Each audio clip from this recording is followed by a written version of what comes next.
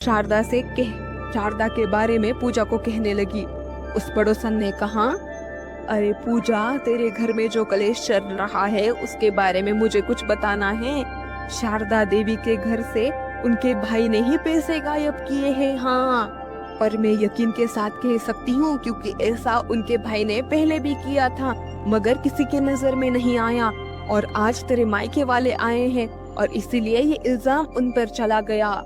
ये बात सुनकर पूजा भी दंग रह गई, मगर उसने ये बात को जांच पड़तालने की कोशिश की और इसने हिम्मत जुटाकर पुराने कागज देखे जिस पर ये पूरे खाते क्रमांक और वहाँ पे पैसे निकालने या लेने की एंट्री हुआ करती थी पूरे घर की।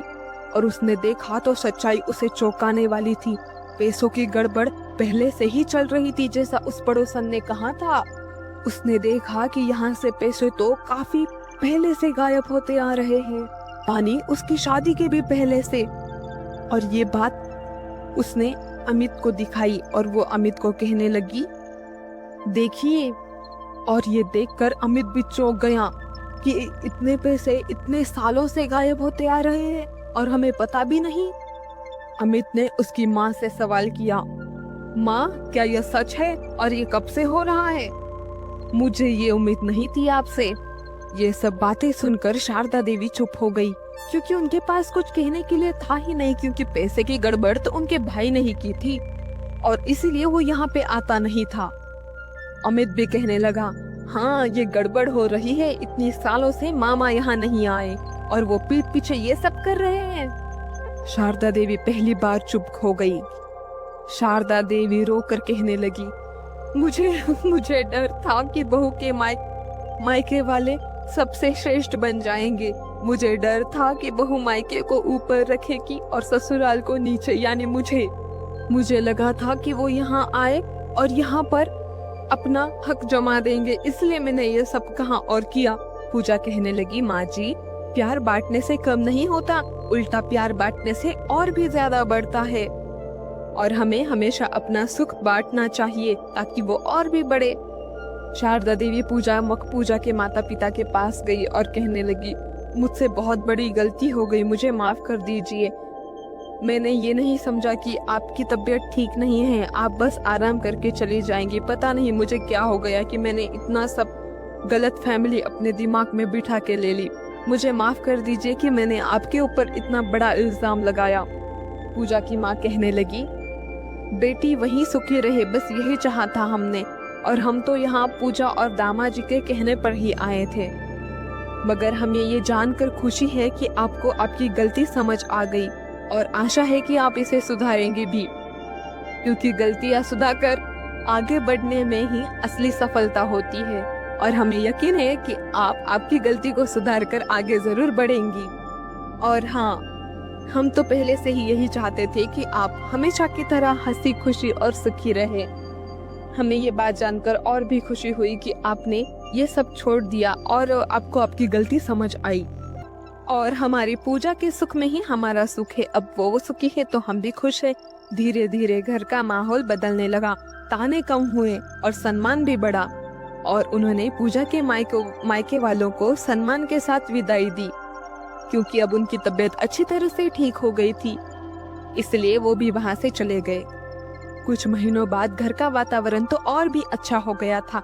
सब एक दूसरे के साथ अच्छी तरह से घुल मिल गए थे और शारदा देवी अब खुद से बोली पूजा से और अमित से, इस बार बहू तेरे मायके चलेंगे, वहाँ पे रहेंगे। अब तो तेरी माँ की तबीयत भी ठीक है, उसी बहाने जाके आएंगे, अच्छे से रहेंगे, साथ में हमारा वक्त बिताएंगे, इससे रिश्ते और भी गहरे होंगे। ये बातें सुनकर पूजा की आंखों में खुशी के आंसू थे। सब बहुत खुश थे। घर का वातावरण फिर से स्वर्ग जैसा हो गया था। घर फिर से घर बन गया था। और सास उसकी कहने लगी, अब हम ऐसा ही करेंगे, कुछ दिन हम वहाँ रुकेंगे, उनको भी यहाँ बुलाएंगे ताकि हमारे रिश्ते और मजबूत हो सके और दोनों परिवार के बीच अच्छे संबंध बने रहेंगे। उनको भी हमारे अलावा कोई नहीं है और हमें भी। और मैंने ये समझ लिया है, हो सकता है कि मुझे देर समझ आया हो, मगर अब मैं ये समझ गई हूँ कि खुशियाँ प्यार बांटने से और बढ़ता है और उसकी खुशी और भी अधिक हो जाती है। इसी में असली सुख है और सबका समाधान और भला भी है।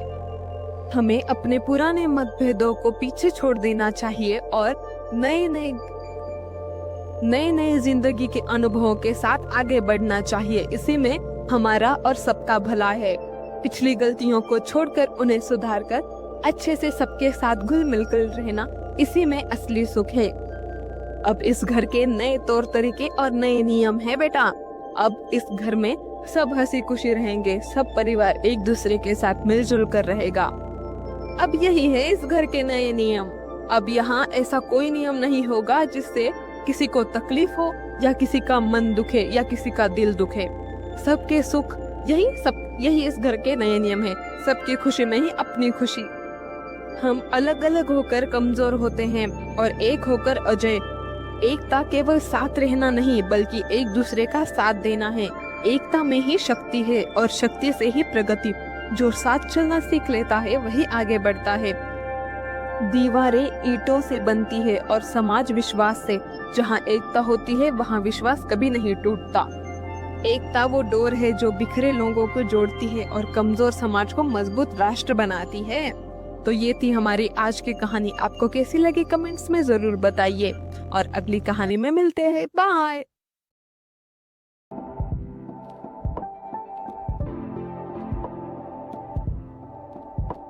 गांव में एक अनोखा परिवार रहता था।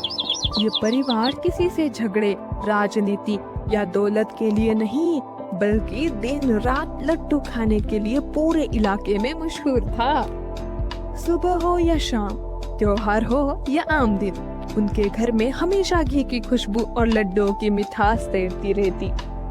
घर के मुखिया थे हरिराम, उम्र करीब 55। हरिराम का मानना था लड्डू